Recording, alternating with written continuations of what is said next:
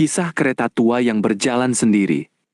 Di sebuah jalur kereta api tua yang sudah lama terabaikan, relnya berkarat dalam, rumput liar tumbuh tinggi di sampingnya. Dan penduduk sekitar menghindari tempat itu terutama saat malam turun atau kabut mulai merayap turun. Dulu puluhan tahun lalu, di jalur ini pernah terjadi kecelakaan paling mengerikan.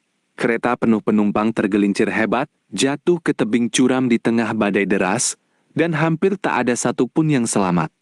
Sejak bencana itu, cerita seram mulai tersebar luas. Kereta itu tak pernah benar-benar berhenti berjalan.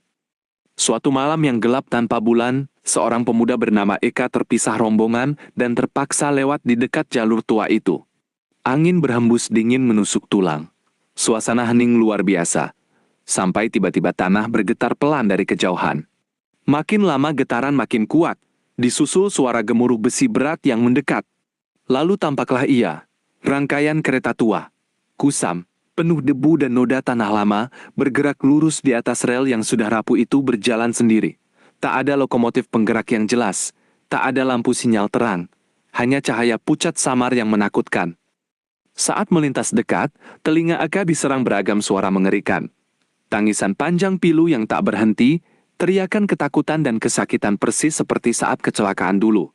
Ditambah suara gesekan besi berdecit nyaring, rintihan samar, dan gumaman ribuan suara yang bercampur aduk kacau.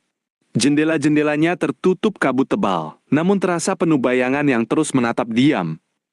Dan yang paling menyiksa, bau busuk yang sangat menyengat dan berat, bercampur bau daging membusuk, tanah lembab, dan sisa karat tua yang menyebar kencang kemana kereta itu lewat, bukan bau biasa, melainkan hawa kematian yang pekat dan tak tertahankan. Kereta itu terus melaju perlahan namun pasti. Tak peduli ada manusia di pinggir jalan. Tak ada masinis terlihat. Pintu bergeser sendiri. Dan di balik celah terdengar suara lain seperti panggilan yang tak mau dijawab, namun terus memanggil. Ia berjalan terus mengulang perjalanan terakhirnya yang tragis. Lalu perlahan lenyap di balik kabut tebal tiba-tiba begitu saja. Meninggalkan bau busuk dan gema suara tangisan yang masih bergema lama di telinga siapa yang mendengarnya. Eka pulang dengan gemetar seluruh tubuh. Dan tahu sepenuhnya, jalur lama itu masih dijaga kenangan perih.